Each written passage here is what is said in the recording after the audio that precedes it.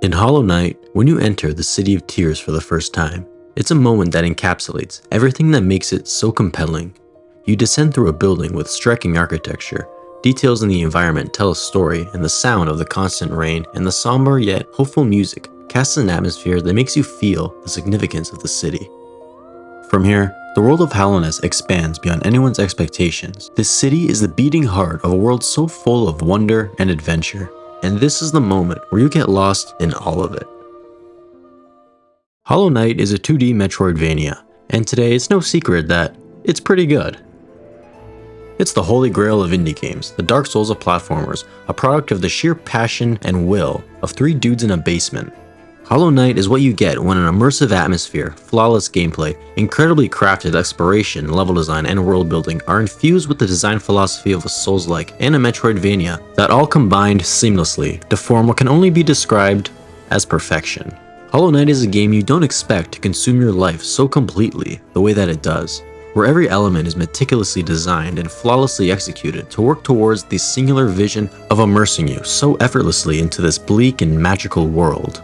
This game is no stranger to the subject of countless video essays detailing everything that's so compelling about it. I mean, let's face it, today there isn't much that hasn't been said about this game, and to that I say, what's one more? You are absolutely right. Hi everyone, if you're new to the channel, I make in-depth content about video games, and today I'm going to answer some questions.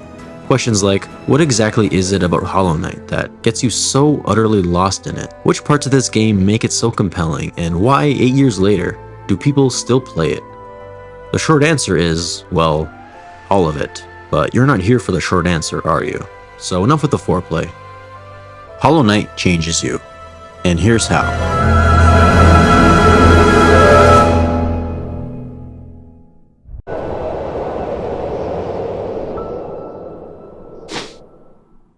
You're immediately dropped in a cold, empty cavern, met with nothing but soft gusts of wind and the sound of your own footsteps.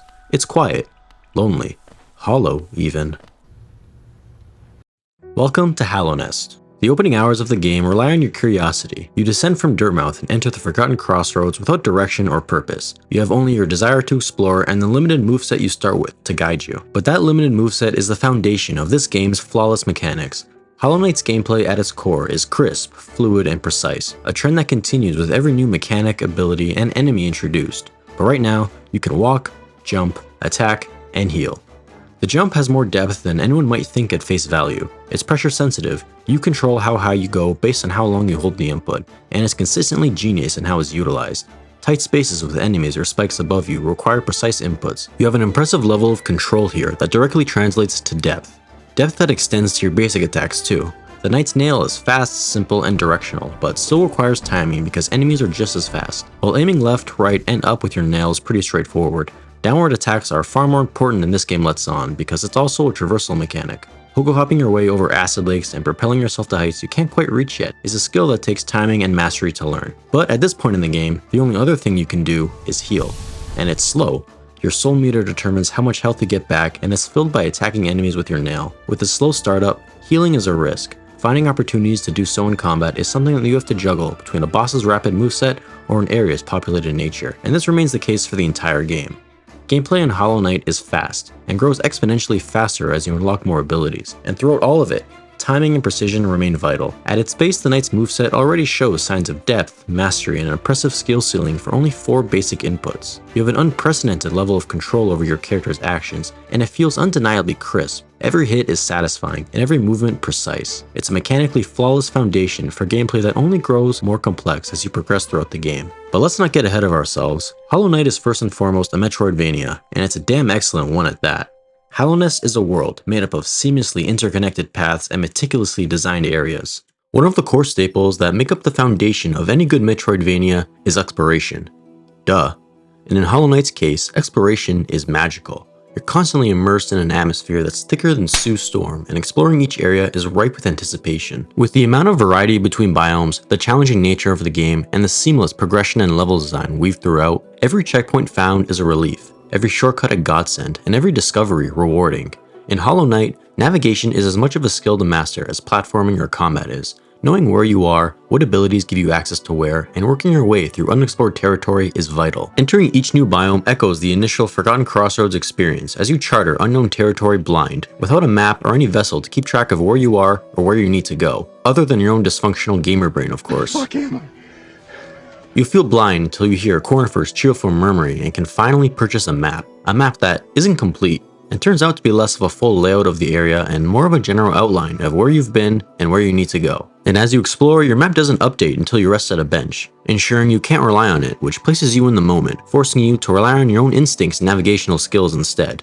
And you might be wondering, why is this the case? Why are all maps you buy incomplete, and why don't they update in real time? Well, for one, Cornifer's a lazy fuck, and God forbid he exert himself even a little to make our lives a bit easier, but also because that sense of discovery is mesmerizing, and this game is smart enough not to diminish it. Navigating uncharted levels, discovering shortcuts, venturing deeper into unknown territory to find charms, upgrades, adorable little grubs, and new abilities that open up more and more pathways until you are lost in a web of interconnected routes that leaves you in awe and anticipation of every discovery.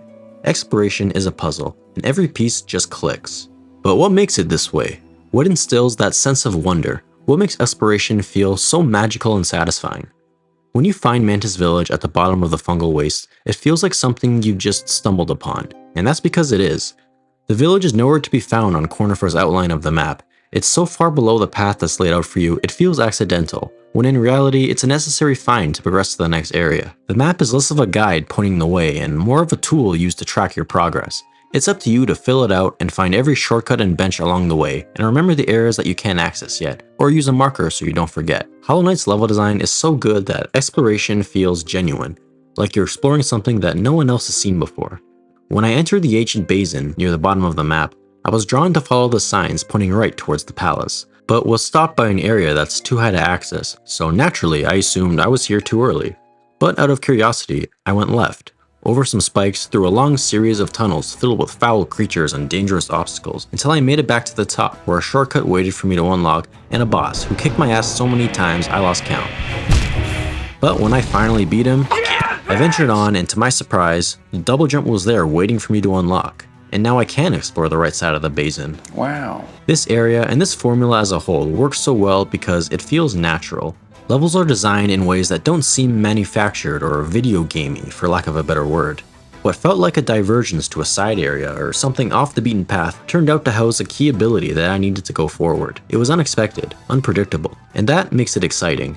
Discovery doesn't feel obvious. Everything you find in Hallownest feels earned and satisfying because it feels like you found it, rather than like the game showed you where it was. From something as trivial as finding a shortcut to a game-changing ability, the world of Hallownest level design gives the player a sense of agency and immersion that makes exploration feel real.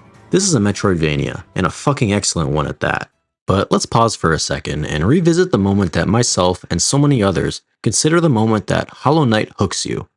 When you enter the City of Tears, the music, architecture, and atmosphere slap you in the face. These are all things that deserve a detailed section that I'll get into later, but the City of Tears feels significant. It's the central capital of Hallownest, and it's where the game truly begins to open up. You unlock your second spell, Desolate Dive in the Soul Sanctum, and from there, you decide where to go. Your new spell grants access to the Crystal Peaks, a mine full of lasers and crystal-themed enemies and platforming sections, where the Crystal Heart awaits at its end and lets you go. Or find a simple key and head underneath the city to the royal waterways and venture through a dark sewer that's more moist than your panties after beating this game for the first time, until you find a lush, acidic grove and an item that makes you immune to acid pools. You'll eventually stumble upon the resting grounds, where you're given a dream nail and a clear objective: find the three dreamers. Luriel sits above the Watcher's Spire, a winding tower that overlooks the City of Tears. Monomon hides within the Teacher's Archives and Fog Canyon, and Hera the Beast is buried deep within the claustrophobic hellscape of Deep Nest, in the most terrifying location in the game. You have the freedom to choose which order to find each dreamer in, or to go somewhere else completely, and everything in between is filled with obstacles, discoveries, and progression. When it comes to power progression, there's a lot to uncover within Hallownest. Every ability you unlock is an increase in power one way or another, and not only adds layers of depth to platforming and combat, but lifts key barriers to explore new areas. But Hallownest is also ripe with other upgrades and surprises that make exploration all the more rewarding.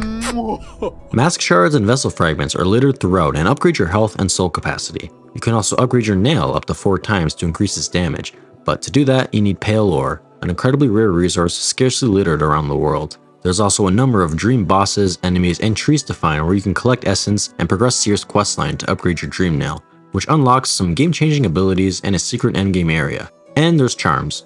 With 40 of them total to uncover, charms are where you can personalize your playstyle. Different charms take up a number of slots depending on their impact, and as you unlock more slots and more charms, you can build your knight to how you like to play the game, or adapt to different scenarios like specific biomes or bosses. Charms like a long nail and quick slash are useful when it comes to close combat, as extending your nail's range and increasing its attack speed makes life a lot easier. But if you like spells more, then Shaman Stone will make them stronger and Spell Twister will make them cost less to cast. There are also utility charms like Wayward Compass, which makes navigating a lot easier.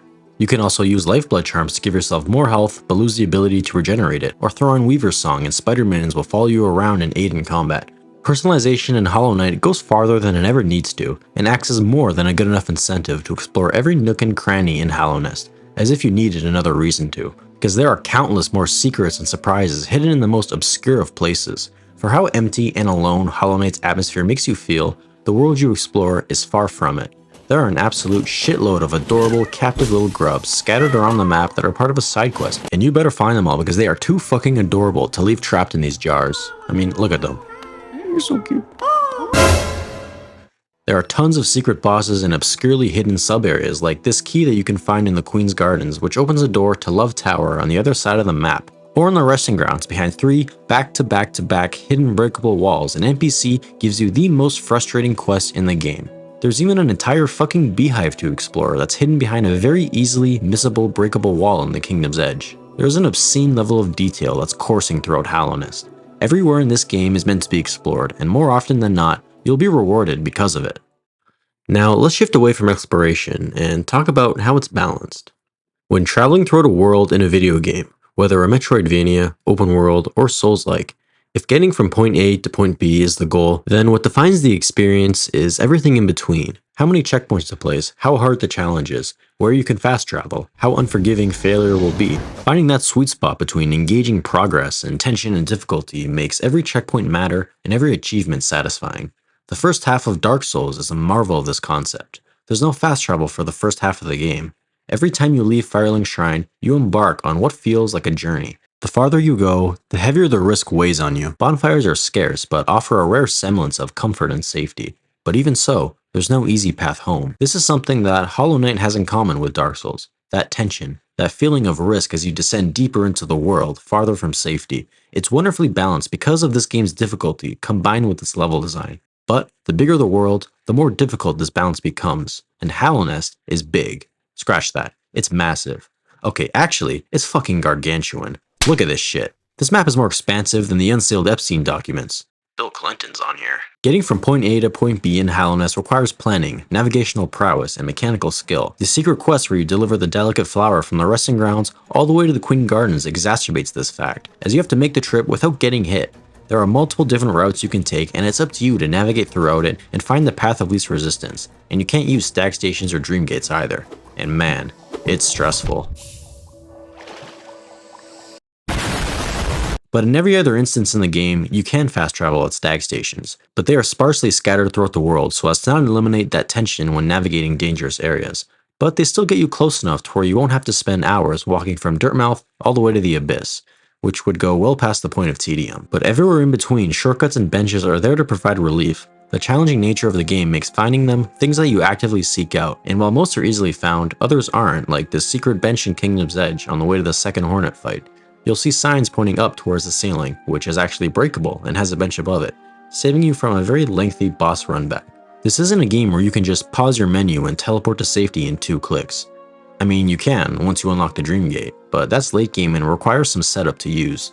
Hollow Knight's gameplay is challenging. Death is penalizing, and you're constantly weighing the risk of what you'll lose if you die and can't recover your shade. This tension, this weight of risk versus reward that incentivizes you to find those shortcuts and benches and stag stations works so well because of Hollow Knight's difficult nature, and by extension its combat and platforming. In Hollow Knight, traversal and combat are as intertwined as guns and demons are in a Doom game, or Ubisoft in the term generic. In every tileset, enemies are as part of the platforming puzzle as they are combat obstacles. And with every new ability comes another layer to gameplay that's implemented into the preceding area's level design seamlessly. Throughout the game, that limited moveset you start with evolves to the point of being unrecognizable. With each new ability comes another layer of mechanical depth, and by the end of the game, you feel like the fucking savior of Hallownest. Compare this footage from the opening hours of my playthrough in the Forgotten Crossroads to the final trial in the Colosseum of Fools, bouncing off enemies and walls and using spells to your advantage. Gameplay sees an exponential increase in speed and depth while remaining mechanically perfect. The dash acquired in Green Path is a big increase in mobility. The Mantis Claw adds vertical depth and opens up more pathways than any other ability in the game. The Knight's spells like Vengeful Spirit is a damaging ranged fireball, Desolate Dive is a powerful slam that has iframes, and Howling Winds is an upwards aiming frenzy that can dish out high amounts of damage quickly.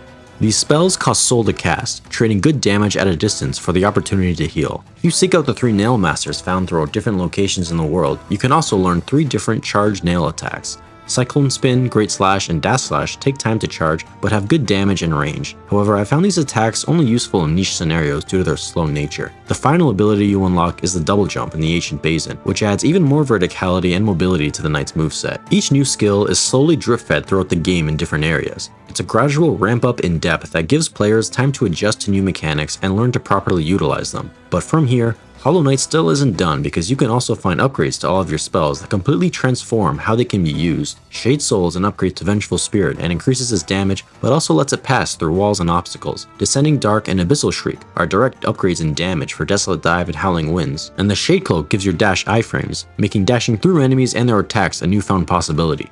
Hollow Knight's gameplay is mechanically flawless. Every layer of depth is reflected in the new areas that you can access, and it all contributes to a power fantasy that is undeniably satisfying to experience. You begin your journey as a useless, cute little bug guy with a slow and restrictive moveset, but end as the fucking savior of Hallownest, fighting literal gods and winning, while pulling off platforming so insane that ascending to the mantle of Hollow Knight feels fucking earned. But let's circle back to difficulty. Because that sense of adventure while exploring, the tension you feel throughout platforming and combat, and that sense of achievement when you finally beat it wouldn't work without challenge. And make no mistake, this game is difficult. At the start of this video, I called it the Dark Souls of platformers, and in more ways than one, this is undeniably true. There's no difficulty slider. Hollow Knight is as much about overcoming challenge and learning from your mistakes as Dark Souls or Elden Ring is. In this game, you will die. A lot.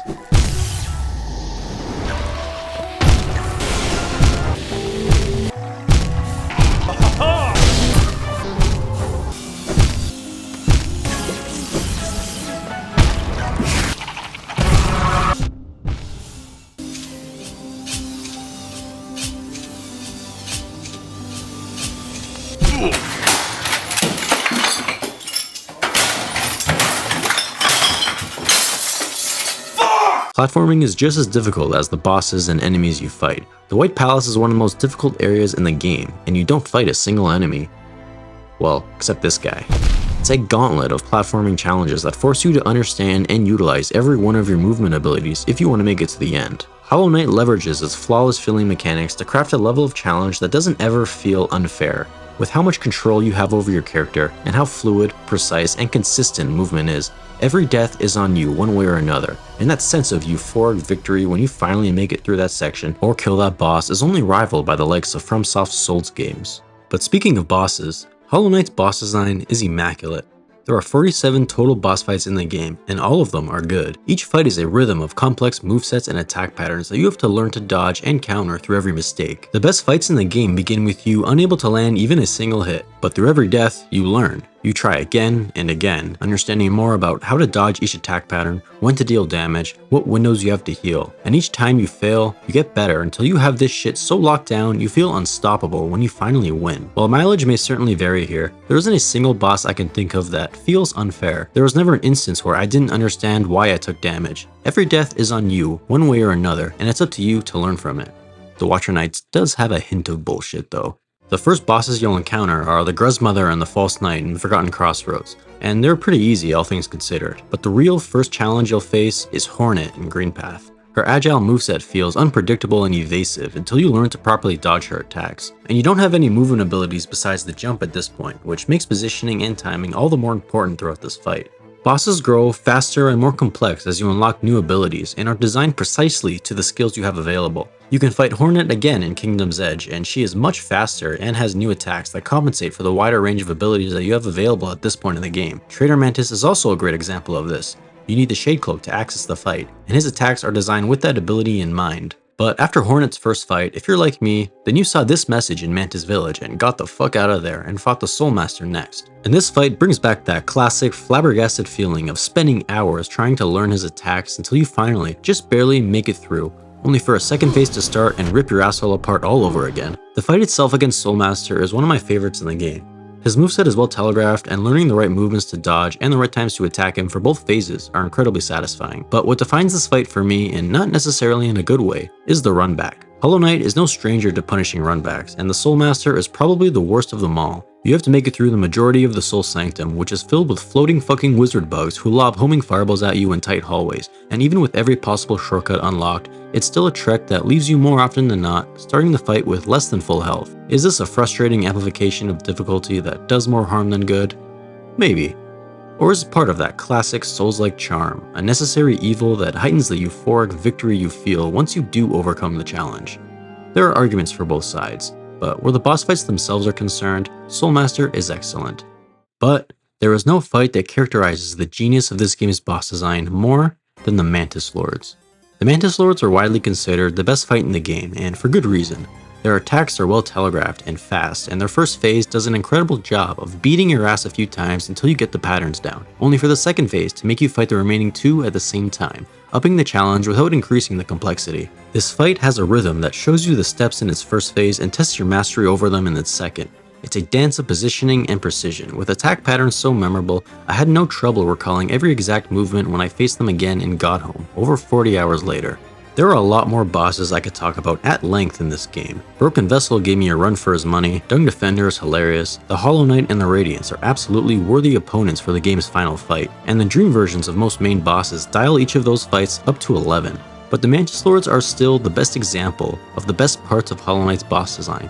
It's a fluid rhythm of attack patterns and movements that, throughout every death, you inch closer to mastering. And when you finally do, the satisfaction you feel in victory is unmatched. Yeah, thanks!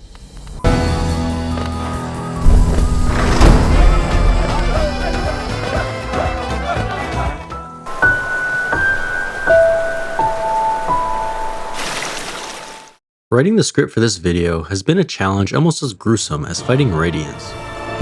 It's difficult to separate all of the different aspects that make up this game because everything is so connected. The gameplay, level design, story, and atmosphere all bleed into each other to craft this beautifully unified experience that makes Hollow Knight the masterpiece that it is. And I have so many thoughts about it, it's driving me insane. But after a very long writing process and lots of caffeine, I've managed to somewhat organize my thoughts. Somewhat. So let's talk about what's perhaps Hollow Knight's most compelling trait, its atmosphere.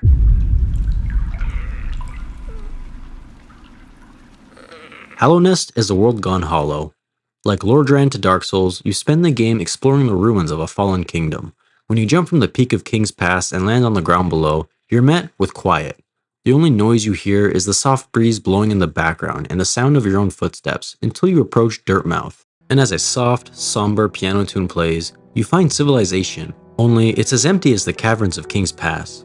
Hollow Knight encompasses a tone and atmosphere that is best described as hollow. Are you seriously doing this to me again? It's bleak, sad, desolate. Everything about this world is depressing as shit. Dirtmouth's only occupant is Elderbrook, a character who is sad and lonely, but also content with the state of the world as he hasn't known anything else. He speaks to the knight about what waits below the well throughout the depths of Hallownest. Gold, glory, and adventure, but also danger, darkness, and a plague that will plunge you into madness if you're not careful. Don't you dare go, Ollie. But throughout the bleak, somber atmosphere that encompasses every inch of this game, there's also a great deal of charm. There's moments of peace, magic, and wonder that light a spark of hope amidst the imposing disparity that surrounds you. Hollow Knight's atmosphere is thick. It's thicker than a godskin noble, and it suffocates you. It grabs you by the throat and immerses you so deeply you get lost, not just literally, but completely. The art direction, sound design, and music create an atmosphere and tone that remains unified under its central themes, while still bringing vibrant, unique identities to each and every biome in the game. The Forgotten Crossroads set the overarching atmosphere of the world with its cold, blue and gray palette. The ambient sounds of water droplets echo the emptiness of the caves and portray the sad, desolate state of the world as a whole. But the second area you explore, Green Path, strikes an immediate contrast with its vibrant green, overgrown plant life and the adventurous, upbeat music that makes you feel like Frodo setting off for a grand adventure in Fellowship of the Ring. It's an atmosphere that makes it feel like this is just the beginning of what there is to find in Hallownest, and every biome discovered after only proves that true. The crystal peaks are characterized by its shiny, pink, glowing crystals that stand out against the wood and stone material of the mineshaft, making the inside of this mountain glistening with opportunity and riches. Kingdom's Edge is defined by its eternal ashfall and white-coated surfaces that, combined with the slow, somber music, makes this area feel like the edge of the world. Or kingdom. It's the contrast, the shift in color and tone and art direction that makes every biome exciting to discover. When you see the atmosphere begin to shift, you anticipate what awaits through that next door, and every time your jaw just can't help but hit the floor. The ancient basin transitions the cold, blue, dirt and rock for a desaturated brown and gray stone, a visual indication that you're nearing the bottom of Hallownest as the color drains from the world and you draw closer to the abyss. But even areas with similar colors have clear distinctions. The City of Tears has a similar palette to the Forgotten Crossroads and the Howling Cliffs, but a completely different atmosphere despite it. The city's refined metal architecture is like no other location in the game, and the constant sound of rain falling and the music that fills the space with a uniquely hopeful yet somber tone makes Hallownest capital feel different, significant, and makes its discovery a true marvel. Every biome in Hollow Knight has its own music, its own combination of color, architecture, and sound that both complement and influence gameplay elements too. Rough, natural terrain in areas like the Fungal Wastes make it feel like wild, untamed territory, whereas metal, refined structures like the overgrown Queen's Gardens or the Heavenly White Palace are strikingly distinct from rougher areas like Green Path or the Ancient Basin, and mark significant locations within the broader story surrounding the game. Every biome has layers upon layers of detail. You can take any random tile set in the game and stare at it for hours. The ambient sounds of enemies and elements of the foreground play into gameplay elements as well as reinforcing the unique parts of each biome. But no matter how unique each area is, this game's atmosphere never strays from that overarching, bleak and somber tone. Even in the adventure-fueled Green Path, moments of quiet and the dark colors that peek beneath the plant life reinforce the empty, desperate state of the world. From the mystical Fog Canyon to the Heavenly White Palace, all the way to the dark, desolate abyss, Hollow Knight's atmosphere is masterful. I can go on all day about each area's atmosphere and what makes them all so memorable, but instead, let's dive a bit deeper into the place in Hollow Knight that has undeniably the most suffocating atmosphere of them all. Deep Nest. I want to go home. As you explore the world and inch closer to Deep Nest, every NPC you meet along the way talks about it like it's a cesspool of horrid monstrosities filled with danger so potent you'd be crazy to go there willingly. It kinda sounds like Twitter, or a poison swamp in a Dark Souls game, or a Rule 34 Reddit thread. This is even reflected in the map you buy from Cornifor, as he barely outlines even a quarter of the area because he's just too scared to go any further. The game does a great job of subtly building up an imposing sense of dread that absolutely delivers on the hype, because Deep Nest is terrifying. It's dark, claustrophobic. As you move through a series of tight spaces, there are constant sounds of unseen entities crawling around you. The background is a detailed tapestry of webs and cocoons, and the foreground covers the screen with shadows and more webs, while spiders and centipedes crawl across the screen. Everything in Deep Nest makes you uneasy. You'll hear eerie, suspenseful music and ambient noise that's straight out of a horror movie. Spiders randomly ambush you and floors unpredictably break beneath your feet, and the dark nature of the area makes you all the more unsure of what's ahead. Somewhere in the area you can find Zode, trapped, struggling to break free from a web. A tangible reminder that this place sucks, in case you couldn't figure that out, and I never figured out how to rescue him, so he's still there.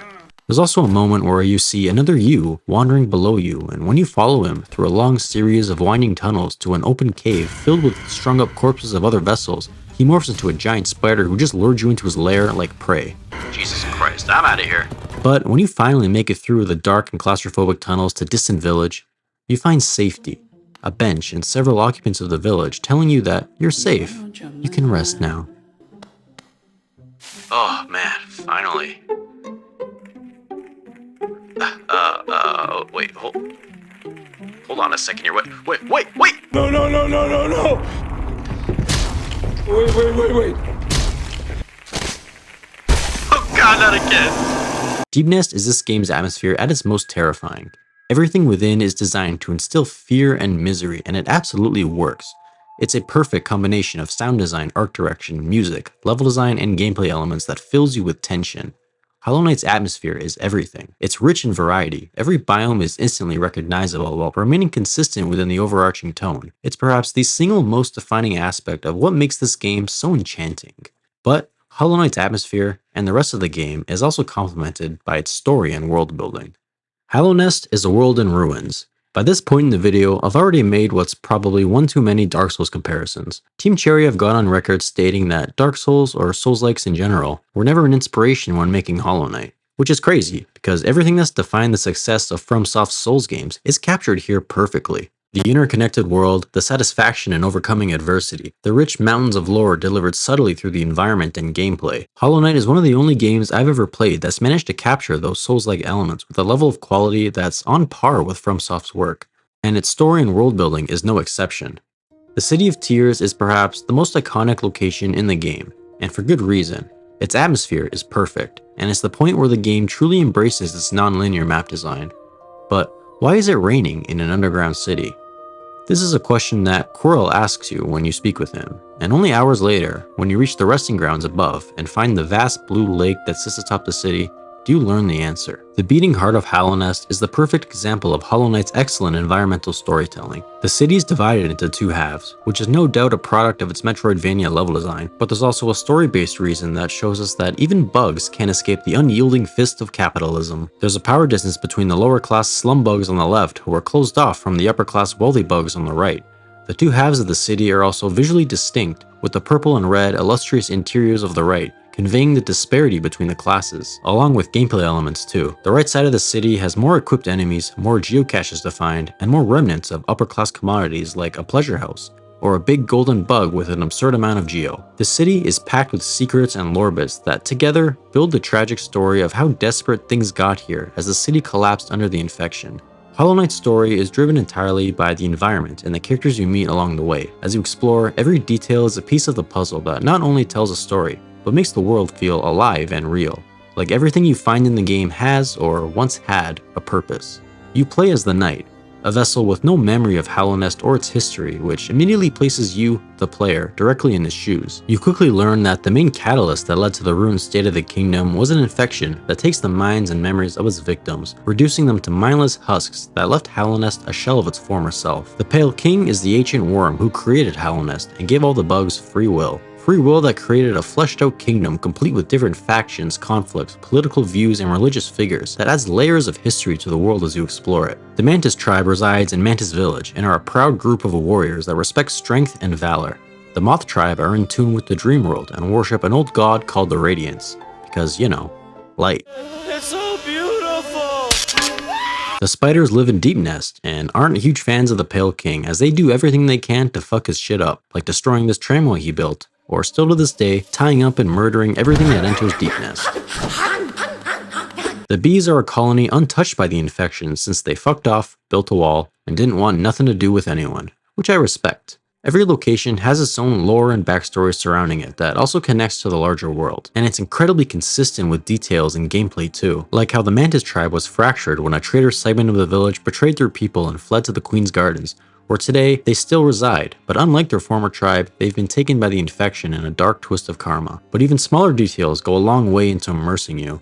After beating the Mantis Lords in a triumphant victory, you earn the respect of its warriors, and every Mantis in the village will stop attacking you for the rest of the game. The same thing also happens with Shades in the Abyss once you have the Void Heart. Details like this bind gameplay with the environment and its story, and pile on to the already incredible immersion you feel while exploring. One of my favorite moments of this game's environmental storytelling is in the Abyss, amidst the dark, haunting atmosphere when the realization hits that the ground you're standing on is made up of the Pale King's failed vessels. This is the place where you were born, where thousands of your siblings' remains lie as the shades of failed vessels roam like ghosts, and the void seeps its way through the cracks. You may not know every detail of the Pale King's backstory or what exactly happened here, but you do know that this is a graveyard, and you're connected to it. NPCs and the few side quests they send you on also teach you a lot about the lore and story of this world, while reflecting the game's core themes with their own tragic tales. There are so many different characters you can run into that are tangible reminders of how much life sucks here. All of their stories are depressing as fuck. Except for Cornifer. He's living his best life, and I'm happy for him. But there are countless side characters that exist purely to flesh out the world and drive home its depressing themes. Like Tiso, a noble warrior who sets off looking for a great challenge. He journeys to the Colosseum of Fools, but ends up a corpse discarded in the Kingdom's Edge, thrown beneath the Colosseum with all the other foolish warriors. Or Mila, a cheerful singing miner mining away at some crystals. I mean, look at her, she's so happy. Until she's not, as the infection takes her and she's left an empty, mindless husk. But Quirrell single-handedly has one of the most profound, nuanced, and somber questlines in the game. You meet him at multiple points throughout your journey, beginning in Dirtmouth, to the City of Tears, to the Teacher's Archives. His dialogue is inquisitive. He's basking in the beauty of Hallownest and takes in every scene, exploring his curiosities and reflecting on his own experiences. You learn he was once the apprentice to Monomond, one of the Dreamers, and his life has seen many sights and many battles. And you get the sense that he's nearing the end of his journey, and Quirrell's story ends above the city at the Blue Lake, where after sitting in silence together, the next time you return, you find only his nail, buried in the dirt. I'm not crying. My eyes are sweating, okay? Hollow Knight's world building is incredible. There are only 3 cutscenes in the entire game, and yet, the story is beautifully told through the history and lore baked into every location, every gameplay element and item, and the shockingly wide cast of characters you can interact with. And while hundreds of games, whether Souls-like or not, are set in similar worlds gone to ruin, Hallownest manages to stand out. Because bugs. A kingdom of insects is a simple but unique spin on the genre that makes it stand out enough to grab your attention. And once Hollow Knight has your attention, it doesn't let go.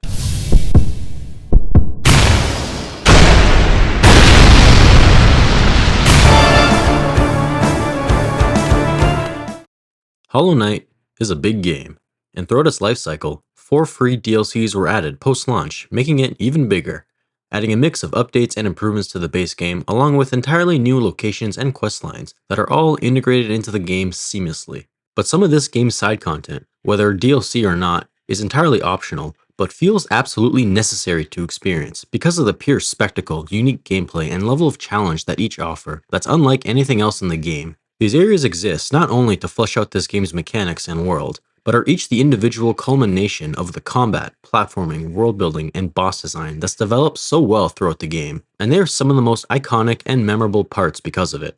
So, let's start with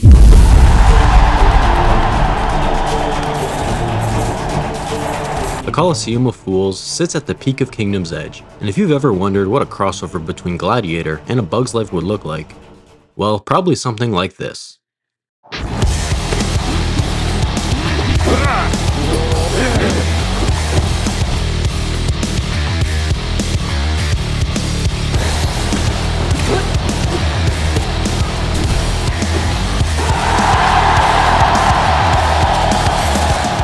The Colosseum is an optional part of the base game and is the culmination of everything that this game's combat has to offer. You take on 3 challenging trials that test your skill and endurance, as each hails waves of enemies at you for 10 to 15 minutes straight, as the arena changes between waves, forcing you not only to deal with brand new gladiator-themed sets of enemies, but to adapt to the environment. And I really love these trials. The atmosphere here is unmatched, as you fight tooth and nail for minutes at a time, while crowds soar in the background. You're a fucking bug gladiator, and it's awesome. Each trial pushes your mental fortitude to its limits, as the shifting environments take you from fighting bugs on the ground to bouncing between platforms to removing anything you can even stand on, period, forcing you to rely on walls and the enemies attacking you to keep yourself afloat. It's a true test of combat that's unlike anything else in the game. Completing each trial rewards you with a charm notch, a piece of pale ore, and a fuckton of geo, making them all worth its weight in reward. And by the time you conquer them all, the Colosseum of Fools ends up being one of the most memorable locations in the game.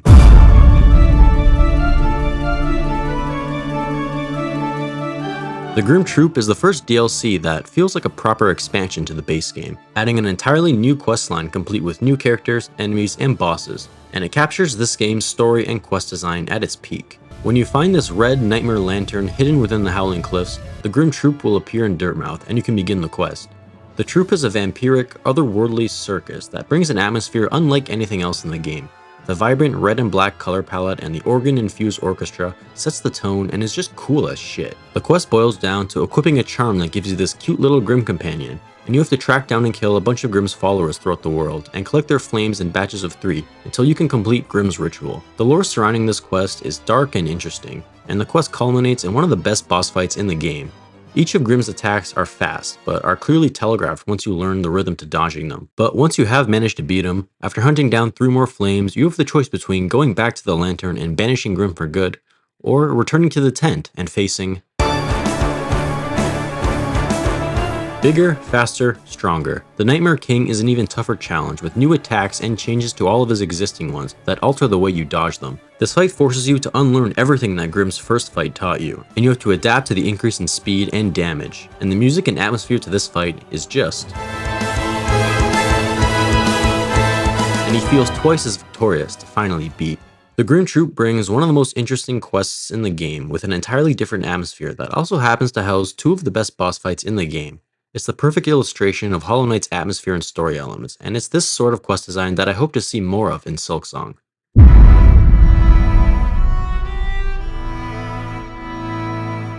To witness secrets sealed, you must endure the harshest punishment. Have you ever had a really big test or exam that you study hours for, weeks ahead of time, learning everything you can, practicing every possible question, and mastering every skill you might need to pass? And when that test hits your desk, it is so much harder than you ever thought it could be. Holy shit. You don't know the answers to fucking anything, and this test is unfathomably pummeling your asshole into a new realm of torn assholes.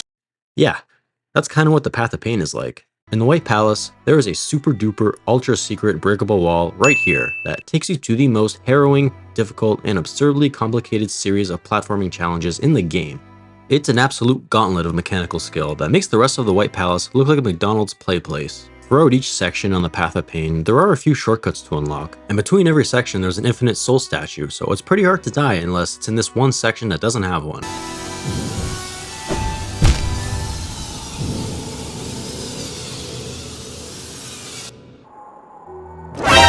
Are you kidding me? But there are no benches, so you better do it all in one sitting. The Path of Pain is the most optional of optional areas in the game. There are no items, upgrades, or endings tied to it. When you reach the end, you get a journal entry and a pretty cool cutscene with some interesting lore surrounding it. That's it.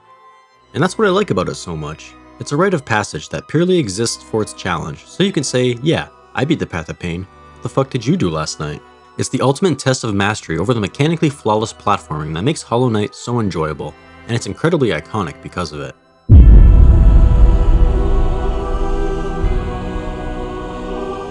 Okay, the Path of Pain was hard, but welcome to Godhome, the 4th and final free expansion that adds a new location, questline, and new endings tied to it. And look how peaceful this place looks. Its golden, radiant atmosphere is soothing, the bronze architecture and landscape is beautiful. This place looks fun, relaxing, and stress-free. Except it's fucking not. If you thought the Path of Pain was hard, get ready for the boss rush equivalent of running full speed into a brick wall until you either collapse or break right through it. Godhome is a boss rush. There are 5 pantheons to climb that put you up against all of the bosses you've defeated throughout the game. Each pantheon has you fight off 8 bosses back to back and ends with a 9th boss original to that pantheon, and in order to unlock each of the pantheons you have to defeat every boss that's found within them throughout the world. Once you beat pantheons 1 through 3, the 4th one opens up and culminates in a fight against the Pure Vessel, a stronger, scarier version of the Hollow Knight that's one of the most difficult fights in the game, which is only exacerbated by the 8 bosses you have to beat to even get to him. Godhome is the culmination of your journey. It tests your skills against all of the bosses you faced to get here, and not only demonstrates how far you've come as you easily defeat bosses that once took you hours to beat, but it stacks them on top of each other and makes it as much about endurance as it does skill. There's a room below where you can fight every boss you've encountered in the game as many times as you want, and it's a borderline essential tool to use as practice to get down the fights you're having trouble with before taking them on in the pantheons. I've spent a lot of time here with the Pure Vessel, and once you finally beat that 4th pantheon, the 5th and final Pantheon of Hallownest is the ultimate final test where you fight all 42 bosses in a row on Radiant difficulty, culminating in a stronger, more radiant version of the Radiance. And yeah, one run easily takes 40 minutes to an hour, and if you die, it's back to the start. Godhome is a celebration of Hollow Knight's incredibly designed boss fights. Upon beating the 3rd Pantheon, you unlock Godseeker mode, which is just a save file that's entirely based in Godhome. If you beat the 5th Pantheon, you can beat the game without ever going to the Temple of the Black Egg, which feels kinda weird, but for a feat this challenging, I'd say it's earned. Beating that 5th Pantheon is something that takes hours of practice. You have to master all 42 fights and spend a fuck ton of time in the practice room doing so if you even want a chance at beating it. And I haven't done it yet, but I will. I'm fucking determined, and mark my words, no matter how many times the pure vessel castrates me in front of my family, I will do it, or so help me God, I'm gonna fucking